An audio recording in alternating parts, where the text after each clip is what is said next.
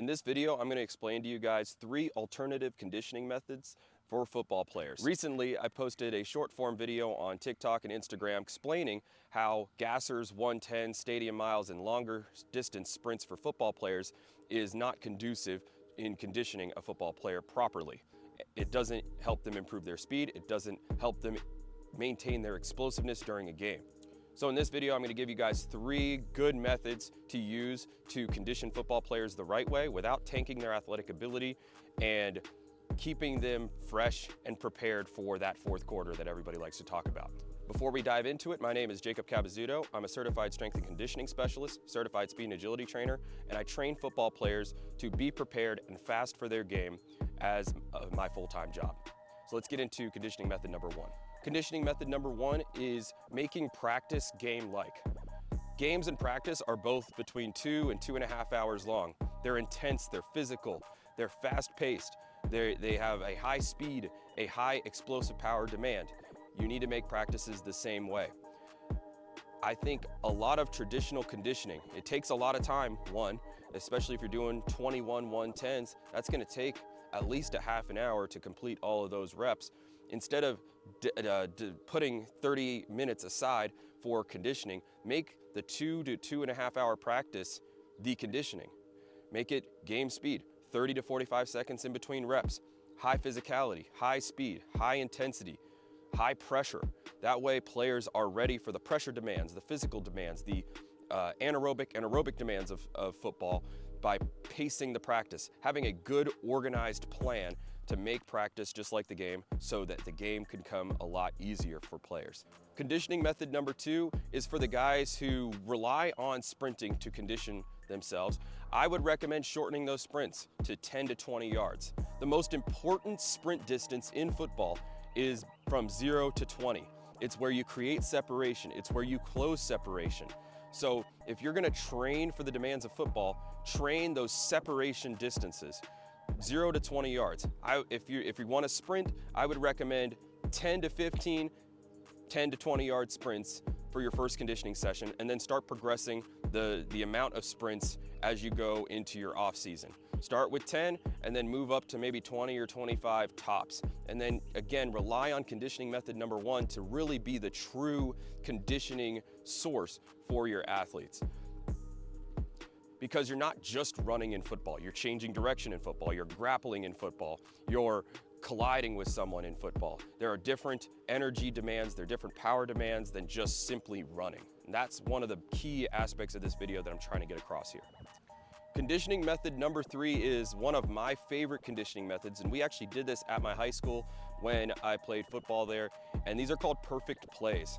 Now, perfect plays are designed to mimic the length of time of a play and the amount of rest in between plays. So the average football game has about 120 plays. The average quarter has about 30 plays in it. The average play is about 5 to 7 seconds. The average length of time of rest in between plays is between 25 and 40 seconds. And so what perfect plays are is you're doing a explosive amount of work in 5 to 7 seconds, followed by a 20 to 40 second rest.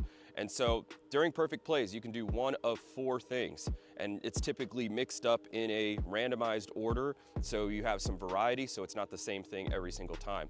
So there's 4 different exercises you could do. There's 4 push-ups, there's 3 burpees, there's a 5 and back, 10 and back speed ladder, which is just touch the line, down and back, kind of like a mini gasser. And then the 4th one is a 40-yard sprint. And so what we would do is we'd start out with 15 perfect plays, and then by the end of the summer, we did 120 perfect plays, which was a bear.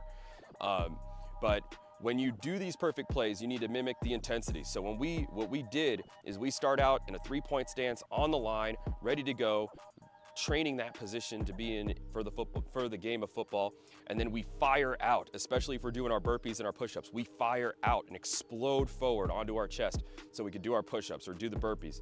Or when we're firing out for that 5 and back, 10 and back ladder, we're exploding out, changing direction rapidly, and then getting back to the line, resting, getting ready for that whistle to blow for the next rep. This is my favorite method just because it mimics the demands of football. It gets you in that state where you are going play after play after play, no huddle type of stuff. You're breathing heavy, so you're getting that aerobic base that everybody wants to talk about, and you're getting that anaerobic work where you're exploding for 5 to 7 seconds of max effort. So I hope this helped you guys. The big thing about conditioning is it's not just running. Conditioning by definition is physical preparation for a sport's demands. And you got to understand the demands of football and what football is all about. And it's high speed running, explosive power, max strength, max explosiveness, and sub-maximal speed running during long distance sprints, because you're lying to yourself if you think that you're sprinting as fast as you can when you're doing a conditioning sprint. By sprint number 3 or 4, guys are going about 75–80%. But in football, you have to be able to go close to 90–95%. And if you're trying to create separation, you're going 100%, 100 miles an hour. And so what we have to do is we have to raise our speed threshold using good speed training, and then condition by preparing ourselves for the demands of the sport. So if you have any thoughts about this, I'd love to have a conversation with you down below in the comments. I appreciate everybody's comments, whether they're negative or positive, on all the social media channels. I love having these conversations with people because I don't know everything, and I like to learn from other people.